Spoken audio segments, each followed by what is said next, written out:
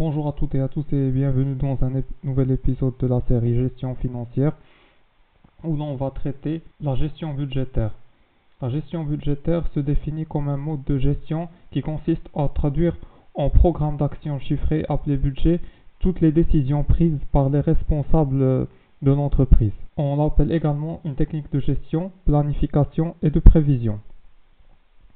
La gestion d'une entreprise, elle consiste à optimiser les ressources de celle-ci pour atteindre les objectifs escomptés. Comme nous le voyons d'après ces icônes, on a une gestion, une planification et une prévision. Et maintenant, nous allons voir les niveaux de planification. On a 3 niveaux de planification: plan stratégique, opérationnel et budget.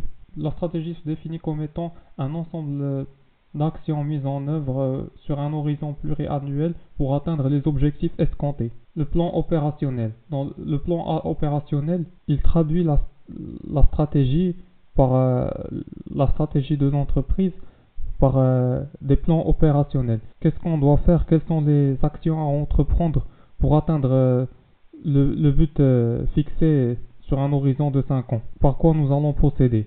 Ce plan opérationnel, nous allons l'expliquer dans la prochaine diapo. Et ensuite, nous avons les budgets. Le budget, il énumère l'ensemble des actions prises par l'entreprise. On définit combien nous allons allouer, quel est le budget alloué pour chaque secteur de l'entreprise. Ici, nous avons le plan opérationnel. Dans le plan opérationnel, on trouve le plan d'investissement, le plan de financement et le plan de RH, de gestion de ressources humaines. Pour le plan d'investissement, parce que pour opérationnaliser la stratégie, nous avons besoin de procéder à des investissements. Et pour les investissements, nous aurons besoin d'un financement. Et également les RH, la gestion des ressources humaines, parce que également les ressources humaines, ils jouent un rôle crucial au sein de l'entreprise, parce que c'est grâce aux ressources humaines que nous pourrons savoir si les personnes recrutées sont compétentes ou pas pour assurer le développement de l'entreprise. Et ensuite, nous avons le processus de la gestion budgétaire. C'est grâce à ce processus que nous allons pouvoir définir les budgets alloués pour chaque secteur de l'entreprise. Nous avons comme base le budget des ventes. Pourquoi le budget de vente? Parce que le budget de vente, c'est un budget déterminant, un budget directeur. Parce que quand on entend les ventes, c'est le chiffre d'affaires. Le chiffre d'affaires, c'est la quantité vendue fois le prix. C'est ce prix de vente qui nous permettra de déterminer le prix de revient. Et prix de revient le coût de production. Le coût de production ou le coût de revient.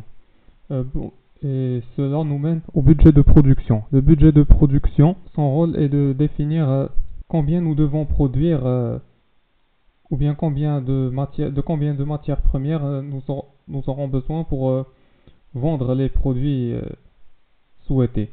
Et pour le budget de production, quand on entend production, c'est transformation de matières premières en produits finis.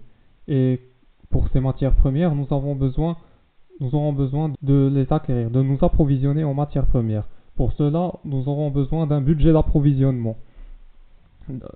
On a un budget de vente. Le budget de vente, comme je l'ai dit, c'est la déterminante. C'est un budget déterminant, directeur. Et ensuite, nous avons le budget de production qui va nous déterminer de combien nous aurons besoin de produire pour vendre les quantités souhaitées. Et pour la production, nous aurons besoin de matières premières. Et ces matières premières, on les acquiert. Le budget d'approvisionnement. Nous aurons, à partir du budget de production, nous aurons le budget d'approvisionnement. Et il y a un département qui se charge des approvisionnements. C'est le service achat. Ce service achat, il fait partie du budget des frais administratifs.